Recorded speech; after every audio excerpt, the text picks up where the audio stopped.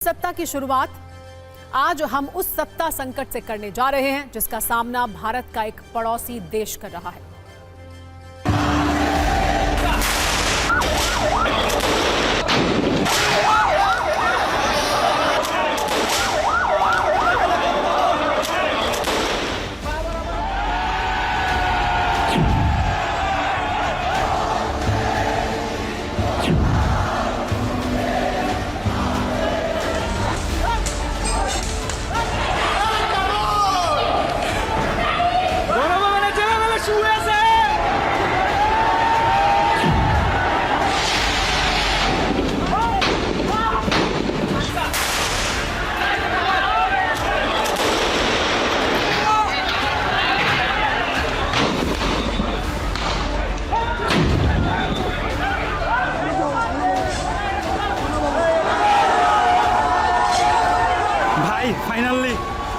Finally আমরা ভিতরে গণভবনে।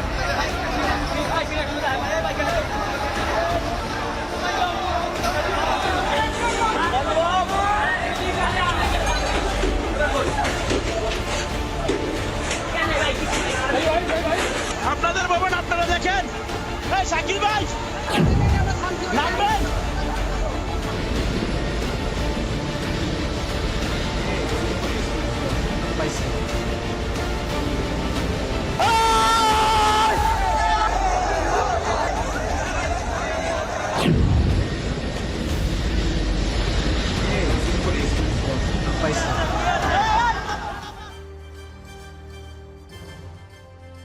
सिर्फ 98 सेकंड के वीडियो ट्रेलर में आपने देखा कैसे हिंदुस्तान का पड़ोसी मुल्क बांग्लादेश अब तक के सबसे बड़े सत्ता संकट से गुजर रहा है। और इसका सबसे बड़ा सबूत राजधानी ढाका से आई ये तस्वीर है। इस वीडियो में हम आपको जो मूर्ति दिखाने जा रहे हैं वो बंग बंधु शेख मुजीबुर रहमान की है। शेख मुजीबुर रहमान को बांग्लादेश का राष्ट्रपिता भी कहा जाता है।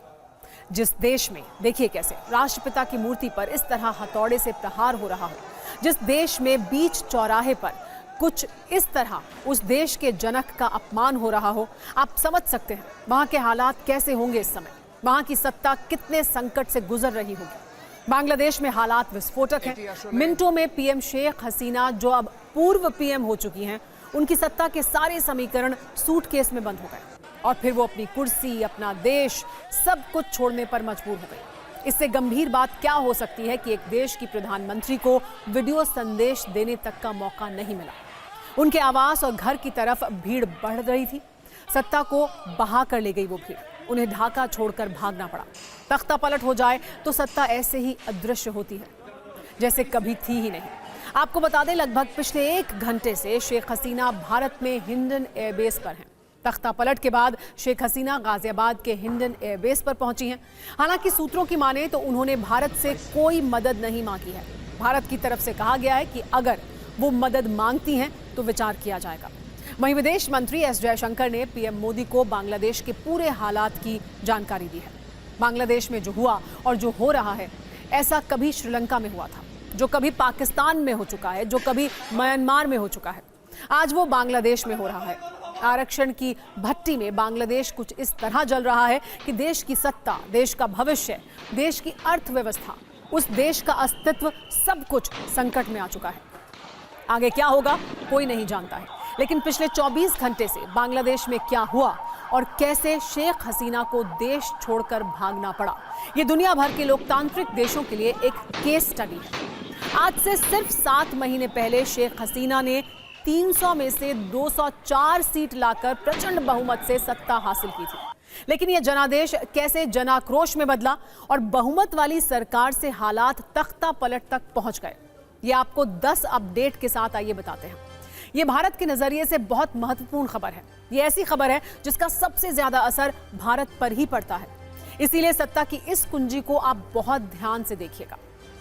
बांग्लादेश में करीब 4 लाख लोग सड़कों पर हैं। बांग्लादेश की राजधानी ढाका में हिंसा हो रही है, तोड़फोड़ हो रही है, आगजनी की गई है। इसके अलावा आपको बता दें कि हिंसा और तोड़फोड़ के अलावा आरक्षण विरोधी आंदोलन के हिंसक होने के बाद शेख हसीना ने आज पीएम पद से इस्तीफा दे दिया।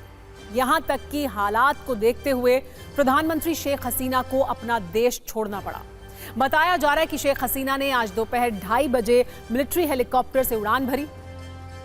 प्रधानमंत्री शेख हसीना किसी दूसरे देश में सुरक्षित जगह शिफ्ट होंगी। बांग्लादेश के सेना प्रमुख जनरल वकार उज़्ज़मान ने प्रेस कॉन्फ्रेंस कर बताया कि अब बांग्लादेश में सेना अंतरिम सरकार बनाएगी। सेना प्रमुख ने यह भी कहा कि देश में शांति वापस लाएंगे, भरोसा रखें। इसके अलावा उन्होंने ये बताया कि पिछले 24 घंटों में बांग्लादेश में प्रदर्शन की वजह से 100 से ज्यादा लोगों की मौत हो चुकी है, जबकि पिछले 3 हफ्तों में यहां हिंसा में 300 से ज्यादा लोगों की मौत हो चुकी है। बांग्लादेश में 3 दिन की छुट्टियां कर दी गई हैं, ट्रेनें अगले आदेश तक रोक दी गई हैं, 3500 से ज्यादा कपड़ा फैक्ट्रियों में ताला लगाया गया है, अदालत भी बंद है, एयरपोर्ट भी बंद है। सवाल यही है कि आखिर अचानक बांग्लादेश में ऐसा क्या हुआ कि प्रधानमंत्री को देश छोड़कर जाना पड़ा? ऐसा क्या हुआ कि सेना को कमान संभालनी पड़ी? ऐसा क्या हुआ कि सरकार के खिलाफ नाराजगी इतनी ज्यादा हो गई? ऐसा क्या हो गया कि प्रधानमंत्री को देश के नाम वीडियो संदेश देने का मौका तक नहीं मिला?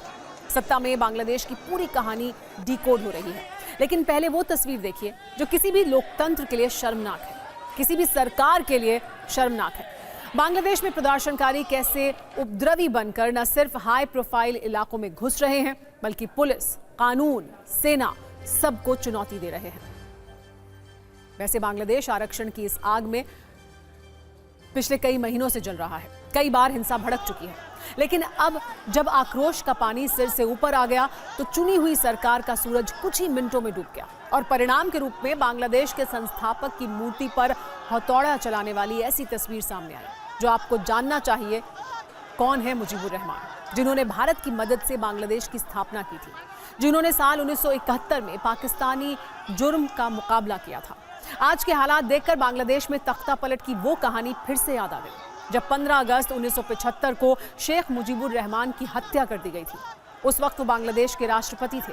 उनकी हत्या के बाद देश में सैन्य शासन स्थापित किया गया था। आपको ये जानकर हैरानी होगी कि बांग्लादेश पाकिस्तान से अलग होकर देश जरूर बना था, लेकिन पाकिस्तान का नेटवर्क बांग्लादेश में तब भी था, आज भी है, जिसके सबूत के तौर पर प्रदर्शन के दौरान पाकिस्तान के झंडे वाली तस्वीर आप देख सकते हैं। नोट करने वाली बात यह है कि बांग्लादेश की आवाम शुरू से ही 2 धड़ों में बटी रही है। एक धड़ा कट्टरपंथियों का है जो पाकिस्तानी सेना का जुर्म सहने के बावजूद आज भी पाकिस्तान के करीब है, और दूसरा धड़ा शेख हसीना वाला है जिनके खिलाफ आक्रोश की सारी सीमाएं आज पार हो चुकी हैं। बांग्लादेश का इतिहास रहा है कि जब भी आवामी लीग कमजोर पड़ती है या जनता पर उसकी पकड़ ढीली पड़ती है, तब बीएनपी और कट्टरपंथी ताकतें मजबूत हो जाती हैं। हालांकि इस वक्त की बात करें तो बांग्लादेश में शेख हसीना सरकार के बाद सेना ने मोर्चा संभाल लिया है। इधर शेख हसीना ने अपनी बहन के साथ देश छोड़ा, उधर सेना ने प्रेस कॉन्फ्रेंस करके न सिर्फ कमान संभाली बल्कि अंदरूनी सरकार का भी ऐलान कर दिया। अब ढाका में पीएम आवास के अंदर से शेख हसीना की तस्वीर भी उतारी जा चुकी है। जब सत्ता पलटती है, जब सत्ता में अलोकतांत्रिक तरीके से परिवर्तन होता है, जब प्रदर्शनकारी पुलिस, सेना, कानून और अदालत पर भारी पड़ जाते हैं, तो तस्वीरें कैसी होती हैं। अब वो देखिए, ये बांग्लादेश के पीएम हाउस की तस्वीरें हैं। ये वो जगह है जहां से शेख हसीना फैसले लेती थी, देश को चलाती थी। अब न सिर्फ पीएम आवास से उनकी तस्वीरें उतारी जा चुकी हैं, बल्कि हजारों की संख्या में प्रदर्शनकारी प्रधानमंत्री आवास में घुस चुके हैं। देखिए कैसे पीएम आवास में घुसकर प्रदर्शनकारियों ने उत्पात मचाया। अगर ये कहें कि बांग्लादेश में शेख हसीना के घर पर तख्ता पलट वाला उत्पात चल रहा है तो ये गलत भी नहीं होगा। प्रदर्शनकारी आनंद ले रहे हैं और सब कुछ तहस नहस कर रहे हैं। ये हमने श्रीलंका में भी देखा था, अफगानिस्तान में भी देखा था। सत्ता को उखाड़ फेंकने के बाद प्रदर्शनकारी ये बताते हैं कि वो किसी से कमतर नहीं है, उनके पास भी ताकत है। ये प्रदर्शन का अलग मनोविज्ञान है जो भारत के पड़ोसी देशों में बार बार देखने को मिला है। आज बांग्लादेश में भी यही हुआ। प्रदर्शनकारियों ने ढाका में हसीना के आधिकारिक आवास पर धावा बोल दिया। ऐसे वीडियो सामने आ रहे हैं जिसमें दिख रहा है कि प्रदर्शनकारी शेख हसीना के आधिकारिक आवास गण भवन में घुसकर लूटपाट कर रहे हैं। कुछ प्रदर्शनकारी कुर्सियां और सोफे ले जाते हुए भी दिखाई दिए हैं। ये तस्वीरें देखिए किस तरह प्रदर्शनकारी पीएम आवास के अंदर उत्पात मचा रहे हैं। प्रदर्शनकारियों ने पशु पक्षियों तक को नहीं छोड़ा है। जिसके हाथ में जो आया वो लेकर फरार हो गया। एक प्रदर्शनकारी खरगोश लेकर जाता हुआ दिखाई दिया था। देखिए किस तरह से जहां कॉन्फ्रेंस हॉल है वहां बैठ गए और वहां बैठकर अराजकता फैलाई। इसके अलावा जो हाथ में आया उसे लेकर यहां से जाते हुए दिखाई दिए। किसी के हाथ में जानवर तो किसी के हाथ में कपड़े, जो हाथ में आ रहा था वो लेकर जा रहे थे। प्रदर्शनकारी देखिए किस तरह से बैग भर भर कर सामान लेकर जा रहे हैं। कपड़े, साड़ियां शेख हसीना तक की वो नहीं छोड़ी गई, वो भी यहां से प्रदर्शनकारी लेकर गए। तो जो उनके हाथ लगाए पीएम आवास में उसे लेकर गए हैं प्रदर्शनकारी। किस तरह से जानवरों को भी उन्होंने नहीं बख्शा, वो भी हमने आपको तस्वीरें दिखाएंगे हम आपको। प्रदर्शनकारियों ने किसी को नहीं छोड़ा। शेख हसीना के आवास पर रखे गद्दे, साड़ियां और छोटा मोटा सामान भी प्रदर्शनकारियों ने लूट लिया। एक तरह से बांग्लादेश में लोकतंत्र की हिंसक तरीके से लूट हुई है।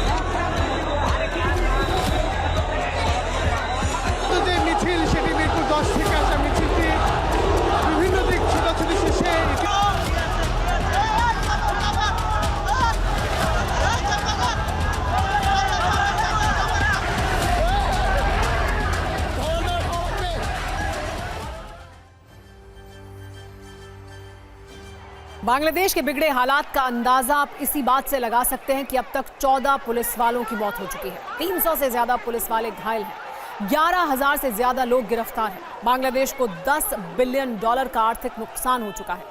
प्रदर्शनकारियों ने आवामी लीग अध्यक्ष शेख हसीना के कार्यालय को आग लगा दी। ढाका के मोहाखाली और मीरपुर इलाके में हजारों लोग पैदल मार्च कर रहे हैं। मार्च करने वालों में काफी संख्या में महिलाएं भी हैं। आपको बता दें, शाहबाग का इलाका आवागमन का एक बड़ा हब है और शहर का केंद्र है। यहाँ कई पार्क और विश्वविद्यालय मौजूद हैं। सेना सड़कों पर तैनात है, लेकिन वो मार्च करने वालों को रोक नहीं रही है। सड़कों पर पुलिस की मौजूदगी बहुत कम देखी जा रही है। यह आक्रोश बांग्लादेश के उस प्रधानमंत्री के खिलाफ है जो 20 साल तक सत्ता में रहे। आरक्षण के विरोध में जो हिंसा हो रही है, उस पर सरकार ने काबू पाने के लिए देश भर में कर्फ्यू लगा दिया है। 3 दिनों की छुट्टियां कर दी गई हैं। ट्रेनें अगले आदेश तक रोक दी गई हैं। 3,500 से ज्यादा कपड़ा फैक्ट्रियों में भी ताला लगा दिया गया है। कोर्ट भी बंद कर दिए गए हैं। सुप्रीम कोर्ट के आदेश में कहा गया है कि इस बंद के दौरान बहुत जरूरी मामलों में ही सुनवाई की जाएगी। इसके लिए चीफ जस्टिस इमरजेंसी बेंच का गठन भी करेंगे। सवाल लेकिन यह है कि अब सेना के हाथ सत्ता की बागडोर जाने के बाद बांग्लादेश में क्या होगा। आज सेना ने इस तरह से मोर्चा संभाला जैसे कोई नई सरकार सत्ता में आने के बाद एक्शन में आती है। आर्मी चीफ ने सिविल सोसाइटी को बुलाया। आर्मी हेडक्वार्टर में सिविल सोसाइटी को बुलाया गया। अलग अलग दलों के नेताओं से मुलाकात की गई। उसके बाद प्रेस कॉन्फ्रेंस कर आंदोलनकारियों को भरोसा दिया गया कि शांति से हर समाधान करेंगे।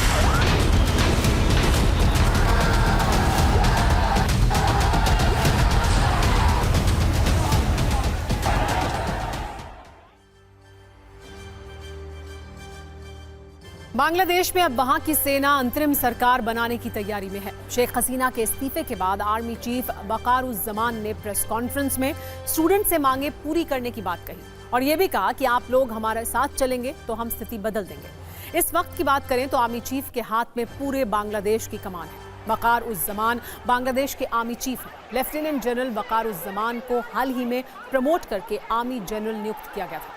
उन्हें 11 जून 2024 को अगले 3 साल के लिए चीफ ऑफ आर्मी स्टाफ बनाया गया था और अब करीब 2 महीने के अंदर ही उनके सामने ऐसी परिस्थितियां आ गई हैं कि देश की सत्ता अब उनके हाथ में है। अब आगे बांग्लादेश को कौन चलाएगा, इस सवाल से जुड़ी कई संभावनाओं पर चर्चा हो रही है। खालिदा जिया बहुत बीमार है। एक बेटे की उनकी मौत हो चुकी है। दूसरा बेटा लंदन में है जिसका नाम है तारिक रजा। उसे बांग्लादेश में उम्र कैद की सजा हुई थी। ऐसे में बीएनपी क्या उसे बांग्लादेश की कमान सौंप सकती है? ऐसे तमाम सवालों पर मंथन चल रहा है। आपको बता दें कि साल 1975 में भी सेना ने तख्ता पलट किया था। उस वक्त सेना ने मुजीब सरकार को उखाड़ फेंका था और इसके बाद सेना 15 वर्षों तक यानी 1990 तक बांग्लादेश की सत्ता पर काबिज रही। आपको बता दें कि बांग्लादेश की सेना 145 देशों में से दुनिया की 37वीं सबसे शक्तिशाली सेना है। सेना में लगभग 1,75,000 सक्रिय सैनिक हैं और बांग्लादेश सरकार रक्षा पर $3.8 अरब खर्च करती है।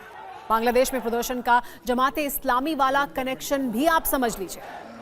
दरअसल शेख हसीना सरकार ने हाल ही में जमाते इस्लामी, इसकी छात्र शाखा और इससे जुड़े अन्य संगठनों पर प्रतिबंध लगा दिया था। ये कदम बांग्लादेश में कई सप्ताह तक चले हिंसक विरोध प्रदर्शनों के बाद उठाया गया था।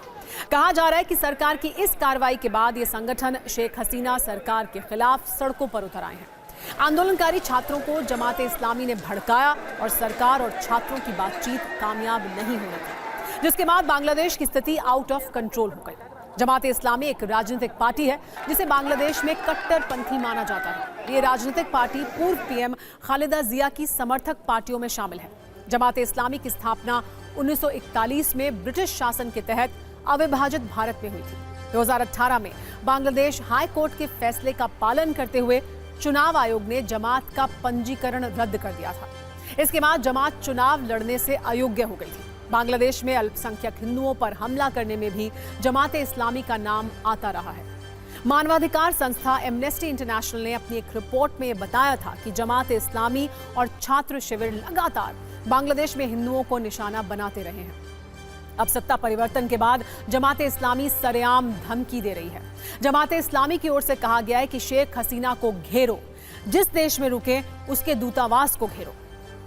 बांग्लादेश में सत्ता संकट का असर सिर्फ यूनिवर्सिटी, अदालत, school, college, railway station, airport पर ही नहीं है, बल्कि यहाँ की क्रिकेट टीम पर भी है। बांग्लादेश और पाकिस्तान के बीच 2 टेस्ट मैचों की सीरीज खेली जानी है, जिसकी शुरुआत 21 अगस्त से होगी। पाकिस्तान में खेली जाने वाली इस टेस्ट सीरीज का पहला मैच रावलपिंडी में 21 से 25 अगस्त तक होना है, जबकि दूसरा टेस्ट मैच 30 अगस्त से 3 सितंबर के बीच कराची में खेला जाएगा।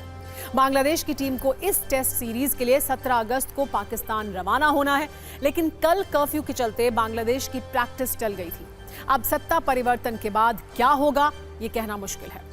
खैर, सारे अपडेट आपको सबसे पहले TV9 भारतवर्ष पर देखने को लगातार मिलते रहेंगे।